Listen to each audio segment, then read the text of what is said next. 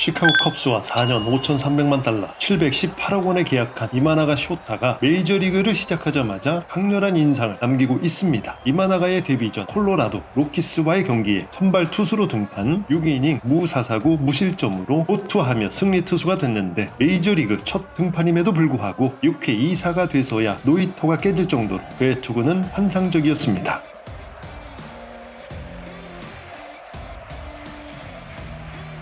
이날 양말을 쫙 올려 신고 반팔 유니폼만 입은 이마나가는 꽤 쌀쌀했던 날씨가 무색한 듯 마치 추위가 아무것도 아니라는 듯 리글리 필드에 처음 서는 그였지만 마치 익숙한 곳만 같았습니다. 이 증명된 것 없는 일본인 투수와는 NPB에서의 피치 데이터와 국제적 파이프라인을 기반으로 보다 쉽게 영입할 수 있었지만 이런 스카우팅이 있었어도 결국 마운드에서 공을 던지기 전까지는 성공을 장담할 수 없었습니다. 이마나가가 팀 동료들에게 좋은 인상을 남기고 코치들에게 태도에 대해 칭찬을 받았다고는 하지만 이게 실전에서는 어떤 결과물을 만들어낼지 모르는 일이었던 것입니다. 하지만 이날 경기에서 이마나가는 1901년 이후 컵스 투수로는 최초 데뷔전 6이닝 이상 무실점 9개 이상 8삼진을 뽑아낸 기록이고 메이저리그 기록으로는 역대 두 번째로 니글리 필드 개막전을 마치 축제처럼 만들었습니다.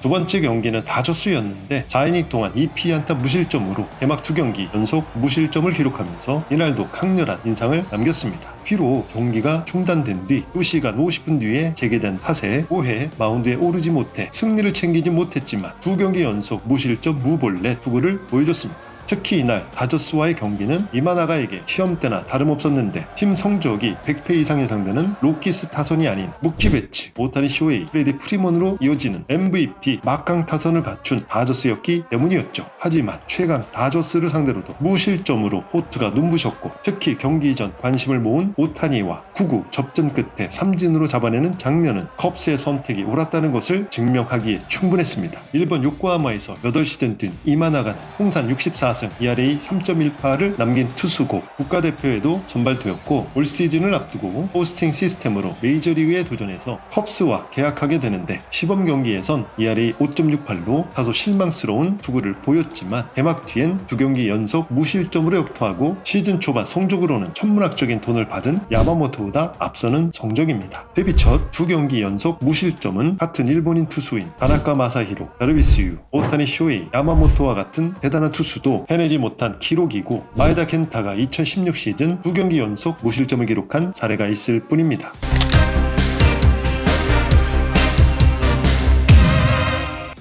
일본 프로야구 탈삼진왕 출신인 이마나가는 패스트볼,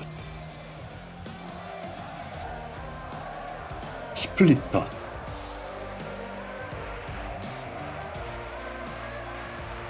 슬라이더,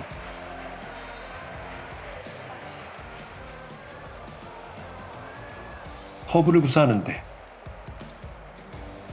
패스트볼을 45%, 슬라이더 25%, 스플리터 25%, 커브 5%로 대략 구종 비율은 이렇게 구성합니다. 패스트볼은 94마일을 던지는데 메이저리그 수준에서는 평범한 패스트볼에 불과한데 의외로 헛스윙이 많이 나오는 구종이고 그런 이유는 이 패스트볼의 분당 회전수가 2600대를 넘어서 구속 대비 타자가 느끼는 체감 구위가 훨씬 빠르기 때문입니다.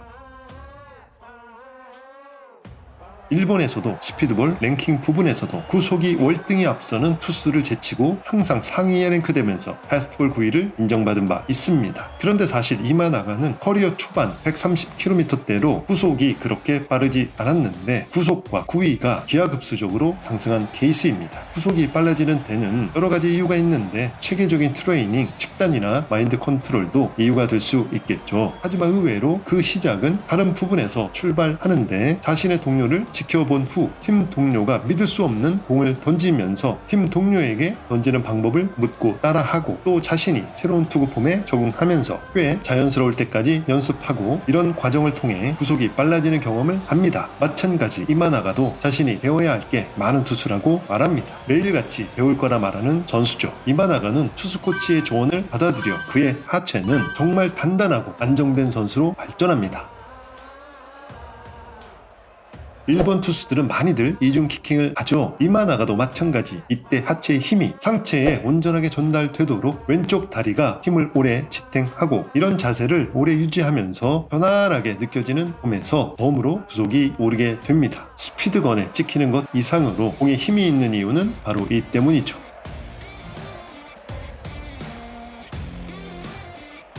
또 이마나가는 타자 관점에서 봤을 때 이거 뭐야 하는 어색함을 계속 줄 수 있어야 투수가 그만큼 우위를 점할 수 있다고 말합니다. 메이저리그에서 살아남기 위해선 어딘가 달라야 한다는 관점을 가지고 있죠. 예를 들면 편안한 폼에서 갑자기 공이 나온다던가, 타격 타이밍을 주지 않기 위해 폼에 변화를 주던가, 이런 메커니즘을 늘 연구하는 투수죠. 프리먼에게 던진 이 공도 키킹 동작을 빠르게 가져가면서 그의 말대로 투구 폼을 변화시키고 있습니다.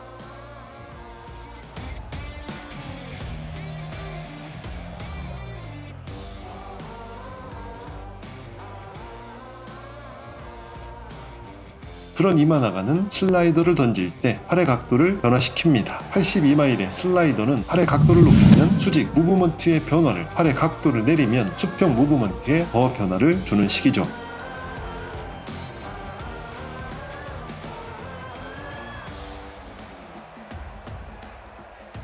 여기에 더해 존에 더 빠지게 던지거나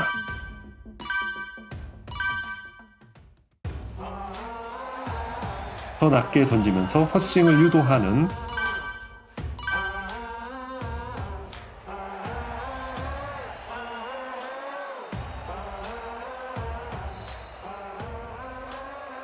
지능적인 투구 스타일을 가지고 있습니다. 그가 말한 대로 타격 타이밍을 주지 않기 위해 팔 각도를 바꾸며 슬라이더가 더 옆으로 꺾이게 만드는 이런 투구가 참 인상적입니다.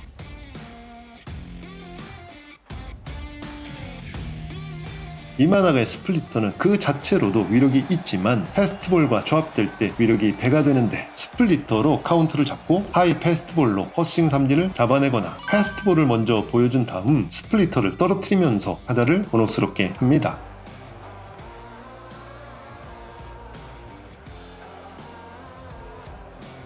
이런 구종 조합은 좋은 경기를 만들기 위해 조정을 할 줄도 즉흥적으로 그때그때 대응하기도 합니다. 이마나가의 스플리터는 84마일 정도이고, 볼 판정을 받으면 다시 스트라이크 판정을 받을 때까지 연달아 던질 줄도 아는 투쟁심 있는 선수입니다. 이마나가가 개막전 2경기와 같이 경이로운 기록이 계속 이어질 거라 확신할 수는 없습니다. 어쩌면 생소한 투수에게 메이저리그 타자들의 적응이 안 된 덕분일 수도 있습니다. 하지만 이마나가의 야구에 대한 열정, 경험, 그리고 더 발전하기 위한 자세가 사라지지 않는다면 이마나가를 상대하는 메이저리그 타자들은 그를 공략하기 위해 많은 노력을 해야 할 것입니다. 이미 엄청난 커리어를 보낸 이마나가 오픈 마인드로 대화하고 많은 의견을 수용하고 늘 배우려는 자세를 갖춘 그의 역투가 기대됩니다. 오늘은 여기까지입니다. 고맙습니다.